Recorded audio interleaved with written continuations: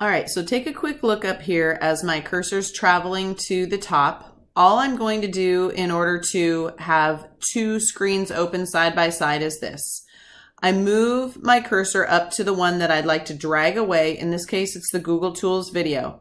I'm going to click right here. That's the left index finger clicking. I'm going to drag this down and then I'm going to release it. Now you can see I only have the Google Tools open. So when I come over here to restore down, the little squares here, and click on that, you'll see it goes really small right here. I can then go behind it and do restore down on the other screen, and I'm going to be able to now move this all around. If I didn't do it correctly, what you'd see is you'd see two little squares right here, and when I hover over it still says restore down. It's basically asking you, would you like to make this smaller? So we're going to make it a little smaller, restore it down. Now I've got to make these two things fit side by side. So what I want to do is come up here and just sort of hover until you get this double arrow. When I get the double arrow, I'm going to push it over, and that's just this click and drag that I've been practicing. Click and drag.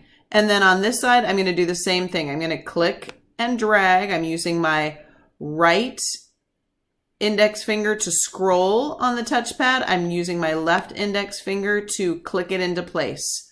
So now I can basically push. So all of this stuff on this side right here, the next up next features, I'm just going to kind of push those off into my margin area. So I'm going to push it over there.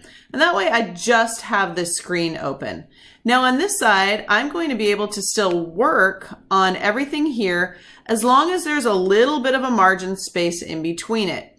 The problem comes if you overlap it like this, and then I'm clicking back and forth between here and here and here and here. It's a problem for some people. It might not be a problem for you. So what you're going to be doing today then is this. You'll have these two screens open. You'll be watching the video, so it'll start off. Here's its introduction. To complete assignments and to communicate with your teachers. When you come up with a fact, something that you'd like to see, like right here, here's my drive. I'm going to press pause. Then I'm going to come over here and go to what they're talking about. So I want to go to my app stack here, and I want to click, and I want to find my drive. So when I click on my drive, then I get a chance to really, excuse me, dive into all of the things that are in my drive right now. And then when I have looked around and explored a little, done some of the things that they're talking about in the video, then I can go back and play it again.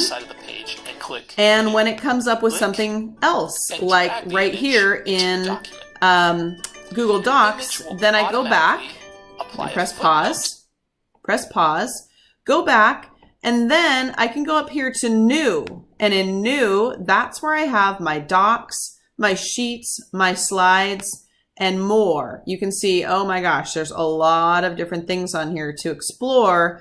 But for today, you don't need to worry about most of these things here. Docs and slides will really be the two things that you can explore on here today. So within docs, you can open up a new doc. Try out a few of the fun things that they're talking about here. It's pretty cool. And if you wanted to try out the speech feature that will be mentioned here, you're welcome to do that. One thing you'll want to do, the only way it will work, is if when something pops up that says allow Google to access your microphone, you're going to have to say yes. Otherwise, we have to go in through the settings, and I don't know if I'll have time to get around to everyone to fix that. So I may just end up telling you, oh, that'll be something you have to practice later. All right. Good luck and enjoy exploring. I think you're going to have a good time doing that today.